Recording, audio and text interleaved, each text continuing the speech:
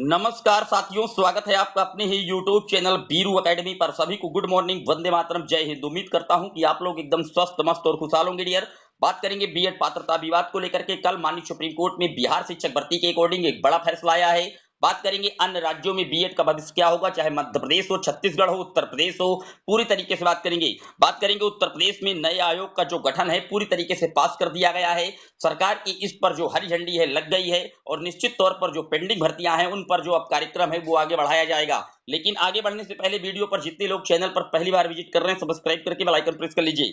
Dear, आपकी screen पर जो पहली अपडेट लगी हुई है वो आप देख सकते हैं।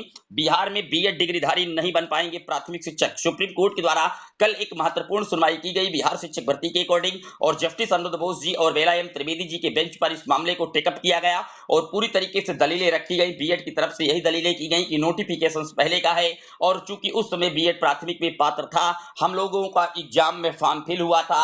नई शिक्षा नीति जो आगे आने वाली है 2020 वो भी बीएड की वकालत करती है और कहीं ना कहीं क्वालिटी एजुकेशन की है, छात्र शिक्षक अनुपात कम हो जाएगा, इस तरीके की कई आर्टिकल की भी चर्चाएं की गई। लेकिन माननीय सुप्रीम कोर्ट ने सबको निराधार बताते हुए ये कह दिया कि जब से जजमेंट आया है 11 अगस्त 2023 के बाद से प्राथमिक स्कूलों की शिक्षक नियुक्ति में बीएड मान्य नहीं होगा। उन्होंने स्पष्ट तौर पर कहा और बिहार की जो सरकार है उनसे भी पक्ष जानने की कोशिश की तो उन्होंने भी यही बातें बताई। यहाँ पर आप देख सकते हैं लिखी हुई है कि बीएड पास अभ्यर्थियों को सुप्रीम कोर्ट से झटका लगा है। प्राथमिक विद्यालयों में बीएड पास अभ्यर्थी शिक्षक नहीं बन पाएंगे। मंगलवार को सुप्रीम कोर्ट में बीएड योग्यताधारी अभ्यर्थियों की तरफ से दायर रिट याचिका पर सुनवाई में जस्टिस अनिरुद्ध बोस जी ने कहा कि 11 अगस्त 2023 के बाद से प्राथमिक विद्यालयों में बीएड पास अभ्यर्थी शिक्षक नहीं बन पाएंगे। बिहार प्रारंभिक युवा शिक्षक संघ की ओर से बीएड अभ्यर्थियों ने शिक्षक नियुक्ति के परिणाम पर रोक लगाने वाली याचिका दाखिल की थी। इसमें कहा गया कि बीपीएससी ने सुप्रीम कोर्ट में याचिका लंबित होने के बावजूद भी परिणाम जारी कर बीएड डिग्री धारकों के साथ अन्याय किया है। बीएड योग्यताधारी अभ्यर्थियों भी प्राथमिक विद्यालयों में नियुक्ति की मांग कर रहे थे, लेकिन सुप्रीम कोर्ट से साफ मना कर दिया गया है। तो आप देख सकते हैं इन्होंने जो बीपीएससी की तरफ से रिजल्ट निकाला गया बिहार में उसको स्टे को लेकर के भी एक नई याचिका इन्होंने दाखिल की थी कि याचिका पर रोक लगाई जाए, स्टे दिया जाए भर्ती पर। लेकिन पूरी तरीके से स्थिति साफ हो चुकी है और बिहार में प्राथमिक स्तर की शिक्षक भर्ती से बीएड को पूरी तरीके से बाहर कर दिया गया है। जो दलीलें रखी गई थी तो सुप्रीम कोर्ट के जज ने कहा कि देखिए आज केवल बिहार शिक्षक भर्ती के अकॉर्डिंग सुनवाई की जाएगी। पूर्व में जो भर्तियां चयनित हैं या नोटिफिकेशन आ चुका है उन किसी भी मामलों पर कोई सुनवाई नहीं होगी। अगर आपको 11 अगस्त 2023 के जजमेंट से कोई आपत्ति है तो आप इसके लिए रिव्यू फाइल कर सकते हैं। इस केस को अगर आप रिव्यू के रूप में बनाना चाहते हैं तो भी आप बता सकते हैं, वरना आप इस केस को या तो विड्रॉन कीजिए या तो डिसमिस किया जाता है। इस पर रिव्यू को लेकर के पश्चिम बंगाल की तरफ से भी जो एडवोकेट थे बीएड की तरफ से पैरवी करने आए थे, उन्होंने कहा कि हमारी जो रिव्यू याचिका है वो ऑलरेडी पड़ चुकी है। तो हम जब तो जज महोदय ने कहा कि जैसे ही रिव्यू वाली याचिका हमारे पास आएगी उस पर भी सुनवाई की जाएगी। लेकिन आज बिहार शिक्षक भर्ती में बीएड को किसी भी प्रकार से इंक्लूड नहीं किया जाएगा। इसी क्रम में अगर बात की जाए आने वाले इसी 2 नवंबर को यानी कि कल मध्य प्रदेश में जबलपुर हाईकोर्ट में एक महत्वपूर्ण सुनवाई एमपी टेट वर्ग 3 की शिक्षक भर्ती में होने जा रही है। आप जानते हैं मध्य प्रदेश में 2 चरणों में बीएड के अभ्यर्थी वहां पर भी सिलेक्ट हुए हैं और जबकि एमपी टेट वर्ग 3 की वैकेंसी भी मैं बता दूं माननीय सुप्रीम कोर्ट के फाइनल जजमेंट के आधार पर आउटकम थी, तो निश्चित तौर पर वहां पर भी विवाद गहरा सकता है। क्योंकि आपको बता दें जबलपुर हाईकोर्ट में जो सुनवाई होनी है उससे पहले बीएड की तरफ से एक आईए दाखिल करके माननीय सुप्रीम कोर्ट में अपना पक्ष रखा जा चुका है और वहां से आईए उनकी निस्तारित कर दी गई थी और नई आईए यहां पर जबलपुर हाईकोर्ट में बीएड की तरफ से दाखिल कर दी गई और सुप्रीम कोर्ट वाला तथ्य जो है वो यहां पर छुपा लिया गया था। ये सारी बातें जब डीएलएड की तरफ से जो एडवोकेट ने वहां पर बताई थी जबलपुर हाईकोर्ट में, तो जबलपुर हाईकोर्ट के जो जज थे उन काफी नाराजगी भी उनको देखी गई थी। उन्होंने कहा था कि मैं बीएड के अभ्यर्थियों की तरफ से जो आईए दाखिल की गई है इसको खारिज भी कर सकता हूं।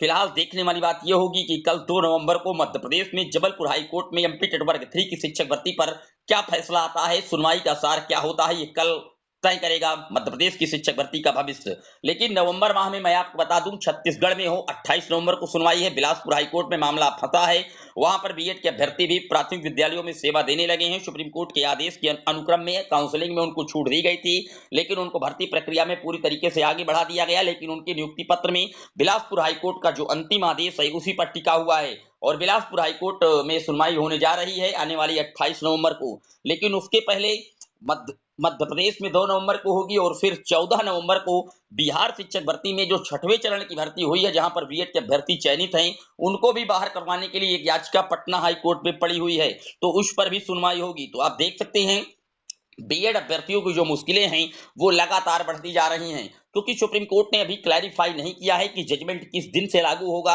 अगर चूंकि मीनाक्षी अरोड़ा मैम ने कल बिहार की शिक्षक भर्ती के अकॉर्डिंग जब दलीलें चल रही थी तो अपना पक्ष उन्होंने रखा और 25 नवंबर 2021 की उस महत्वपूर्ण डेट का जिक्र किया, जिस डेट में सबसे पहले एनसीटी के गजट को क्वेश्चन किया गया था। तो हालांकि जो जज महोदय थे अनिरुद्ध बोस और बेला एम त्रिवेदी जी ने, उन्होंने साफ तौर पर मना किया कि क्लैरिफाई या रिव्यू को लेकर के आज मामला नहीं है। आज मामला केवल बिहार शिक्षक भर्ती के अकॉर्डिंग है और बिहार शिक्षक भर्ती में बीएड को हम इंक्लूड नहीं किया जाएगा। बाकी जैसे ही रिव्यू याचिका आएगी, क्लैरिफाई याचिका आएगी, उन पर भी सुनवाई होगी और एक जो क्लैरिफाई है वो किया जाएगा। तो निश्चित तौर पर जो सारे विवाद की स्थिति है वो बनी हुई है।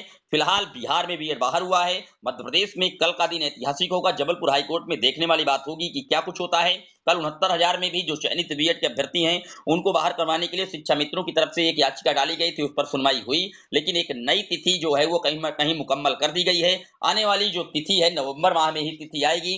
जैसे ही अपडेट आएगी हम आपको उस पर भी रूबरू करवा देंगे डियर। बात कर लेते हैं अगली अपडेट की। तो अगली अपडेट डियर आप देख सकते हैं, उत्तर प्रदेश में नए शिक्षा सेवा चयन आयोग का नियमावली का जो ड्राफ्ट है वो शासन से पास हो गया है। यानी कि अब आयोग अपने अंतिम पायदान पर है और जल्द से जल्द जो अपना कार्यकाल है वो बढ़ाना शुरू कर देगा।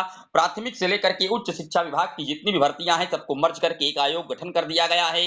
इसी से प्राथमिक, माध्यमिक, उच्च हर जगह की जो शिक्षकों की भर्तियां हैं उनको किया जाएगा। सबसे पहले मैं बता दूं, टीजीटी पीजीटी का एग्जाम करवाएगी ये आयोग, क्योंकि पिछले 1 साल से ज्यादा का समय बीत गया, फॉर्म फिल करवाए, आज तक उनका एग्जाम कंडक्ट नहीं हो पाया है। इसी आयोग की अड़चन के बीच वो फंस गया था। सबसे पहले टीजीटी पीजीटी का एग्जाम होगा और फिर प्राथमिक स्तर की शिक्षक भर्ती के पहले यूपी टेट का आयोजन भी सरकार इसी आयोग के माध्यम से करवाएगी डियर। बात कर लेते हैं अगली अपडेट की। तो अगली अपडेट डियर आप देख सकते हैं, वन टाइम रजिस्ट्रेशन पॉलिसी लागू होने के बाद सामने आया डाटा, यूपी पीएससी से नौकरी के इंतजार में 10 लाख बेरोजगार। यानी कि उत्तर प्रदेश लोक सेवा आयोग की साइट पर बढ़ गया है प्रेशर। 2 बार आयोग को बढ़ानी पड़ चुकी है आवेदन की डेट। ओटीआर डियर ये वन टाइम रजिस्ट्रेशन होता है। यूपीएससी से जितनी वैकेंसी आती हैं उनके पहले आपको ये एक रजिस्ट्रेशन करवाना पड़ता है और उसके बाद आप फॉर्म फिल कर सकते हैं। तो आप देख सकते हैं कितने अभ्यर्थी बेरोजगार हैं, कितना तेजी के साथ ओटीआर हो रहा है और लगातार जो इसकी डेटें हैं उनको 2 बार आवेदन के रूप में बढ़ानी पड़ी है डियर। ये था डियर आज का शिक्षा जगत से जुड़ा हुआ दैनिक वीडियो। कैसा लगा कमेंट जरूर करिएगा। कोई सवाल अभी भी आपका छूट गया है शिक्षा जगत से जो रिलेटेड, इस वीडियो में अभी भी आपका कोई डाउट है, कमेंट बॉक्स में मेंशन कर दीजिएगा। फिर मिलेंगे एक और वीडियो में, तब तक के लिए जय हिंद जय भारत।